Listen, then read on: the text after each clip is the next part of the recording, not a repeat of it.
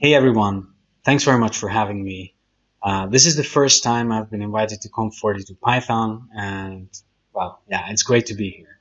I'm going to talk to you about how you can build animated interactive reports and dashboards within Streamlit using the technology that we created, ipyvizzu, integrated into the app platform Streamlit.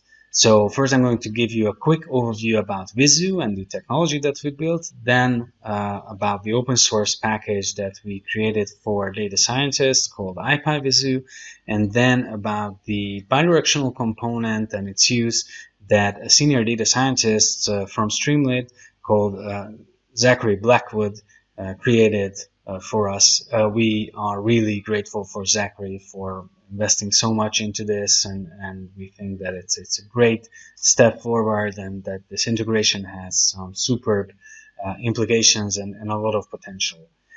Actually, this is an important moment for us because this is the first time we talk about this integration publicly. There is still some work to do, but it has such a huge potential that we didn't want to wait any longer and get you involved. And we're actually actively looking for people who want to contribute to the success of this by using the tool, by giving us feedback, creating examples, or by even helping us implementing new features. So if you're that kind of person, we'd be welcome you very, very happily on board. There's a repo with all the necessary links and materials you would need to follow along and to start experimenting with what we built. You can find it at bit.ly/vizu-conf42. So without further ado, let's get started. Okay, so if you follow the link, you will end up in this repo folder, and yeah, there's a friendly welcome here. And as I said, you have all the necessary links that you will need to follow along, and there's also the notebooks folder where you will find a couple of notebooks that help you get acquainted with ipyvizzu, and also there are a couple that I just prepared for you to just play around with and have a sense of how this tool works. So basically, I come from a company called Vizu, and what we created there is an animated charting engine that builds all the different kinds of charts using the same logic. And because of this, it can morph between the charts that are expressed on its interface. So basically, we have a generic chart morpher, and that's something very unique. As you can see, this is just an animation right now within the Jupyter notebook. So how our technology evolved, we have the core engine that was developed in C++. We used it already a couple of years back in-house. We built stories and interactives with it. And then in September 2021, we released our first open source product, a JavaScript charting library for JavaScript developers. We're using WebAssembly to compile the library, so the engine in the browser. And we just built a JavaScript API for that, and it helped developers. And then last year, we turned our attention to data scientists, and we released ipyvizzu, which is an extension, an open source extension for Jupyter Notebook and similar computational notebooks, and it enabled people like, I assume yourself, to build animated charts and data stories in notebooks using Python. And then last July, actually on EuroPython, we announced ipyvizzu Story, which is a presentation extension of ipyvizzu that enables you to build, present, and share interactive animated presentations within Jupyter. We already have a ton of integrations. This open source approach really helps us to make our technology embeddable. As you can see, it's available in many different notebooks and then other platforms such as Panel, or it's already in PyScript, and then BI tools like Mode and obviously Streamlit that we're going to talk to you about. There's actually a long list on our website. Yeah, so if you actually go to ipyvizzu.com and go to the environments tab, then you can see all these IDEs, notebooks, app platforms, and the likes where you can use our technology. So going down to how it works, Basically, ipyvizzu has only one method, the animate method, which has three parameters, the data that you add on the chart, the configuration of the charts, and the styling of the charts that you need to add. And then there are the optional animation options that determine how to animate from one step to the other. And basically, if you call the animate method once with the right settings, then you will draw one chart. If you call it again, then ipyvizzu will automatically morph the original chart, the first chart, to the second one. And that's it. So let's see an example that I'm going to show you on the Titanic dataset. So it's a Titanic CSV, and we're using pandas to read the CSV to a data frame, and then we add the data frame to the ipyvizzu chart. This is just a vanilla Jupyter notebook. I just hacked the CSS a little bit so that we are going to have the result of a cell, or the output of a cell next to the cell itself, so we can see the code and the output side by side. So yeah, this is the Titanic dataset, and I'm going to build the first chart. I'm going to say how wide and high it should be. I add the data to it. I call the animate method, and then I configure the chart by adding the count, which is like a value that we added to the dataset. That's 1 for each passenger to the x-axis, and then the sex of the passengers to the y-axis. And we also add the count to the label channel, and we add a title to the chart. So if I run this cell, I'm going to draw a simple bar chart where I have the male and the female passengers, and the number of them represented by the width of the bars, but it's also written on it. So X and Y are axes, and label is a channel that you can attach data series to, such as count and sex. And next, in the next phase, I'm going to just add the survived category to the x-axis and also to the color channel. That is what determines whether the passengers survived the Titanic tragedy or not. And if I do that, then as you can see, these bars has been split and they become stacked bars, where we can see the number of people for each sex who died and who survived the crash. And yeah, I have a ton of other options if I call the animate method over and over again.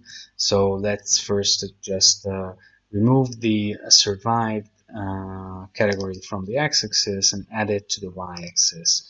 Like so, I'm adding it to the y-axis, and I removed it from the x-axis. As you can see, ipyvizzu remembers everything from the previous phase, so I only need to determine what to change.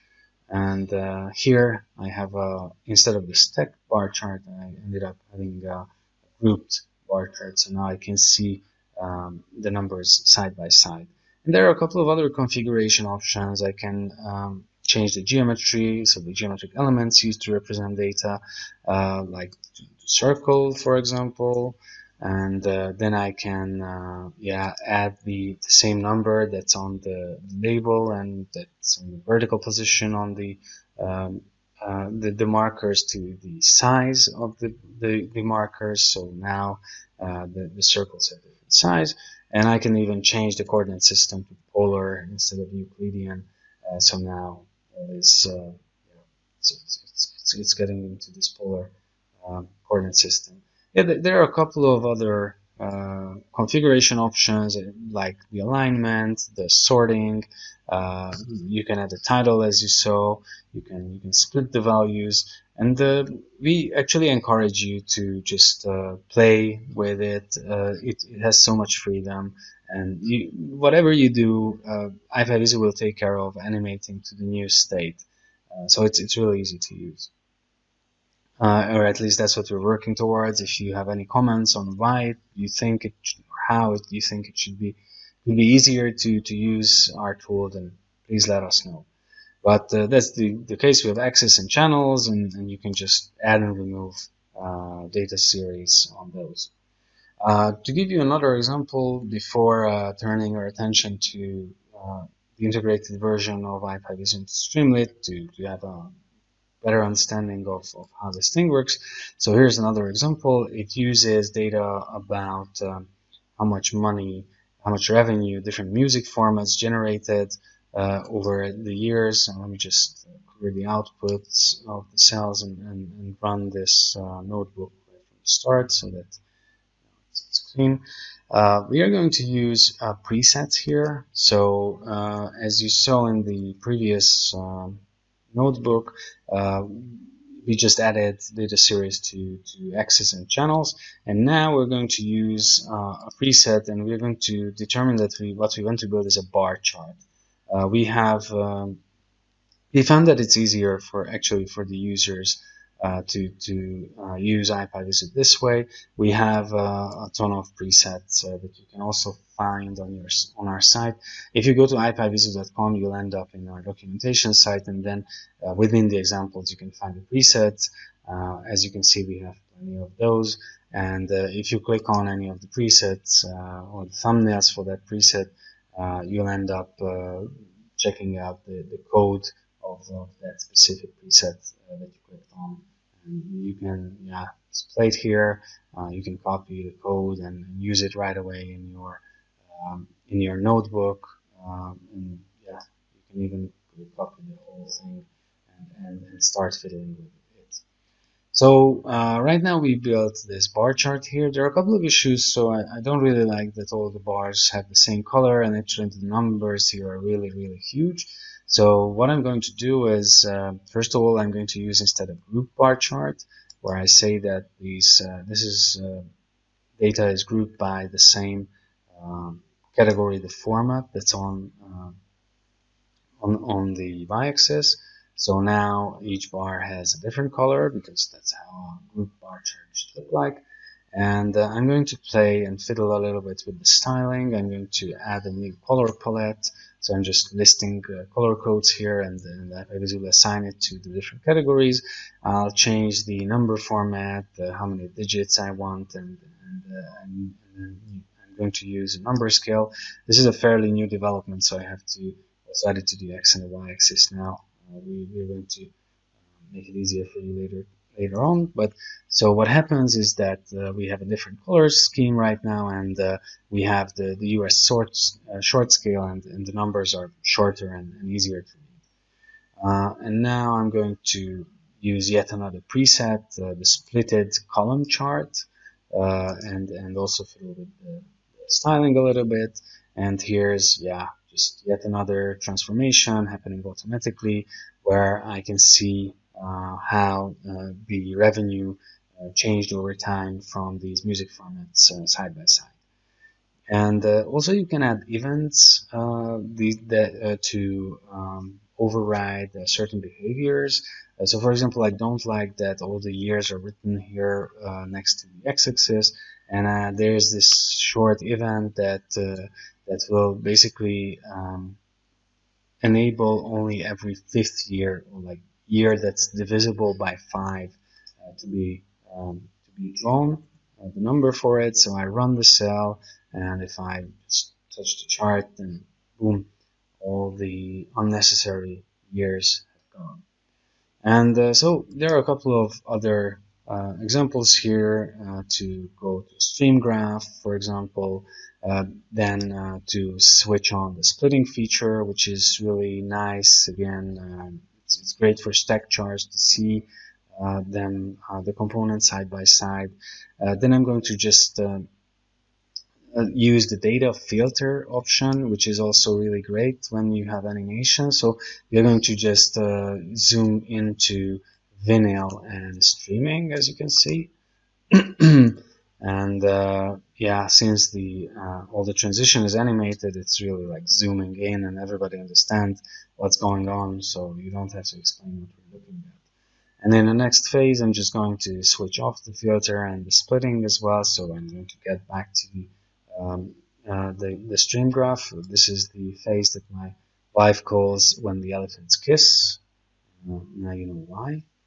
And yet another preset is the line chart, which enables us to compare the revenue from these formats side by side. So basically, these were the only examples that I wanted to show you, the notebooks at least, from ipyvizzu. And as I said, they are here in the repo folder within the notebooks. This was the number 1 and number 2. And yeah, the third one is an example of ipyvizzu story. There's like a longer code here. I'm not going to go into more detail, but basically that was the first implementation of our technology when we enabled the use of interactive animations. And here you basically set your views, and oh yeah, I'm just using my buttons on my keyboard and you cannot see it, sorry about that, but basically you have these buttons beneath the chart that you can use, but you can also use a clicker or your keyboard, just like I did initially, to move back and forth, and basically it means that you can have a live presentation of your findings. This is again just a great example of zooming in to certain areas and to grouping and rearranging certain elements to show how they changed over time, while making everyone crystal clear what's going on and not having to iterate all over again like what we're looking at. So yeah, this is ipyvizzu story. There's an example of that in the repo. Take a look at it if you're interested. So that was the part of ipyvizzu running in notebooks and other platforms. And now let's focus on Streamlit first. So basically, this is the Streamlit Vizu repository is something that we built together with Zachary. If you go and visit it, in the README, there's like a short description of what this is. This is the bidirectional component that Zachary built. The installation instructions, as you can see, it's available on PyPy. By the way, ipyvizzu and ipyvizzu story as well. And here's documentation written also by Zachary. Great job, Zachary. Thank you very much for that. And you can just check out how to get started with Streamlit Vizu. There's a sample code that we're going to show you anyway. So, but if you go to this repo, then you're in good hands, and that's the best place to start. So basically, this is the first app that I'm going to show you. Let me quickly bring up, yeah. So this is the app on the right side, and the code for that on the left side. As you can see, we imported pandas and Streamlit, and then there's the Streamlit Vizu component, from which we are going to use config data and Vizu chart. It's almost the same as it is with ipyvizzu. And so we create a Vizu chart. We build a very simple data frame. We add the data. So we create the data object, we add the data frame to the data object. We first call chart animate data, that just sets up an empty chart, and then we add some configuration to ipyvizzu to tell how to display the data. And initially it's going to be that the A series, so the XYZ, is on the x-axis, and then the B series, which is like 1, 2, 3, is on the B-axis. And there's the title, look at my plot. So this is what we're looking at, X, Y, Z, and 1, 2, 3. And so here's an interactive element from Streamlit, a checkbox called swap. And if it's true, so if I click on the checkbox, then notice that the configuration of the chart changes. So now the y-axis, we're going to have the series A, and the x-axis is going to have the series B. It's basically just and the title is going to change. So it's just swapping the configuration. And as you can see, ipyvizzu automatically does this and changes the configuration of the chart. And the other thing that it does, and that's why it's bidirectional, is that if you click on any of the markers, for example, it reads some data, and it says that the value of the click bar is 2. And here's the code for that. So basically, if the data is not known, and marker in data, the data is what basically we read from the chart. If it's not known, then it just writes here the value of the click bar, and it reads the values from the B series or array and writes it out right beneath the chart. So it's a very simple, great example built by Zachary, which shows how you can manipulate the configuration of the chart using the interactive elements from Streamlit, and also do something with the data that comes out of the interactive chart. So this app actually have more pages. We have 5 altogether. We're going to check out all 5 of these. The last one is pretty complicated, so I'm not going to go into more details, but it's always there for you to explore. And the second one, so this is again the data from about the revenue generated by the music formats. I used the group bar chart, as you can see. I actually in the code used the group bar chart preset, which is really easy to use. I added the styling as well, so it's basically the same thing that we did that we used with the within ipyvizzu, and the only difference is that I have here a slider that tells you to pick a year, and if you change the year, you can either do it by your mouse, or again you can change to wherever you want, or you can move year by year from one year to the other. For example, like this is the early 90s where CD was really high, but if we go backwards one by one, we can see that actually it was around 1990 when like in 1990 cassette was still raging, and then in 1991 CD became the most popular or music format, or at least the one that generated the most revenue. And yeah, it's just an easy interaction again. Basically, the upper part of the code is pretty much the same. There's just one thing here. The chart feature tooltip is set to true. It results that there's this tooltip that appears on top of the markers if you move your mouse, if you hover your mouse over them, or which is great to read values that might not be visible. In this case, I think all the data is visible, but there can be more complex cases, obviously. Yeah, and that's about it. And this is like, you know, the racing bar charts were so popular a couple of years ago. I think it's a little bit better that you have the chance to control them, and it's just again a simple example. Okay, third example, again built by Zachary. It's a drill down example. It's a little more complicated, but not the data part, because this is the whole of the data frame that you can see here. But the interaction part, it's actually, I'm just going to set it back to the original state. So this is how it's set originally. We have 3 series, A, B, and C.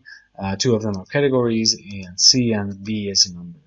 So what we have here is there is you call the chart get event. The marker category is A, so basically it reads what category has been clicked on from the values within A, and then it basically applies a filter here so that it only includes the records where the category of A equals to the one that you clicked on, and it also changes the configuration. So originally it's the A on the x-axis and the B on the y-axis, but then it changes to the C being on the x-axis, and while actually B stays on the y-axis, this is actually unnecessary since it remains the same. So it means that, again, this is a really short code. As you can see, like 45 lines, but here you have an interactive drill down functionality that if you click on any of the markers, it will just zoom in on that marker and drills down automatically, and if you click anywhere else, then it will move back to the original state. So I think it's a great example, and again, very simple to use and to implement. We actually did a very popular piece in one of the local online newspapers where you could zoom into a data set, seeing the big arrangements that the company made, or big agreements, and see more details about it. But there are plenty of examples when drilling down, it makes sense. And this is a very intuitive way for any business user to drill down and check for more details. All right. The fourth example is actually one of the explorers that I wanted to show you.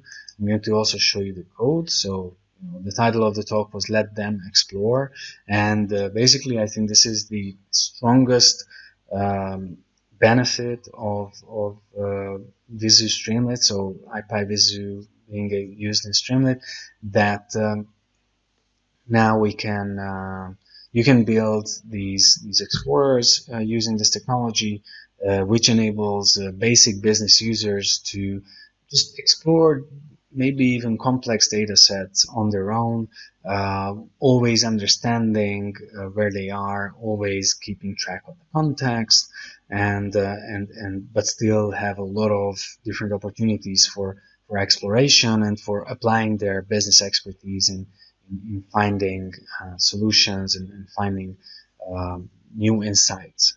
So this is actually a very simple data set that contains 4 products, sales data about 4 products, how many of them, how many sales were there, how many units were sold. This is what we see right now, let's say just last year.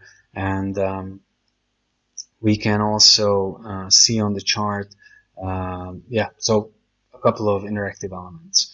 And what we can do here is, for example, switch from the number of sales to the revenue that's been generated. We can order the items alphabetically or by value, just with a click of a button. We can even filter categories like this, and whatever vanishes will vanish in an animated sense. So it's always like straightforward what happened, what changed. We can also check the data by region or both by region and product. So now we have 4 regions: west, south, and east, and we can actually just aggregate the data by region and then see it without the products itself. But still, I can just remove the accessories, and now I have information about the revenue generated from these 3 products in these 4 regions. And I can actually switch the polar coordinates, which in this setting might not be that crucially important, but still it's an opportunity you have there. I think actually these polar charts work better on mobile because they take up less space. And you can actually use Streamlit's interactive elements to change the styling of the chart. So you can set the background color, for example, to a really ugly color, and luckily you can also change it back quite easily. Like, you can even write here code. I think it looks better with the original color. Yeah, here we go. But there are a plethora of different styling options, and you can use any of those. So what happens here code-wise is, again, you read the data, you create the chart, you set the tooltip to true, and now you have a list of items that you add to a multi-select control that's up here. You have 5 columns where you add radio buttons and color picker, and basically you just add the options there. These are, I think, very straightforward to anyone who actually used Streamlit at any point in time. You set the style here so that it uses the background color red from this color picker.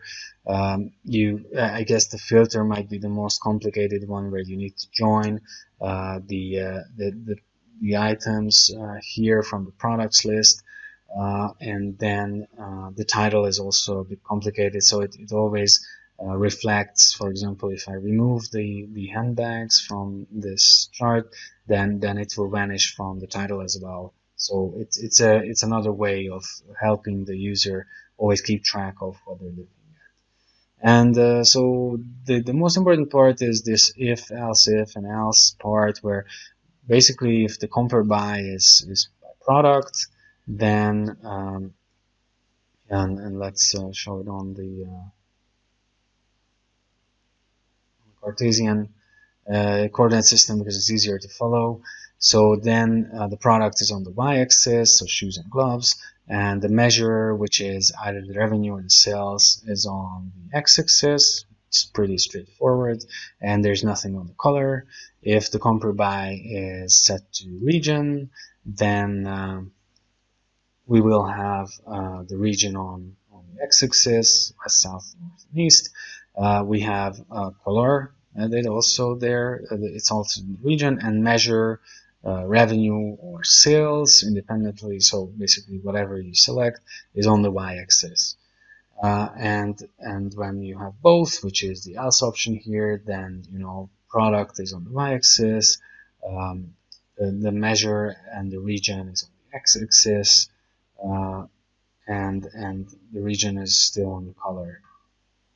That's why we get to these stacked bar charts where the measure and the regions are on the same axis, so that's why it's stacked. And now we just we build this config object with all the parameters that has been set before.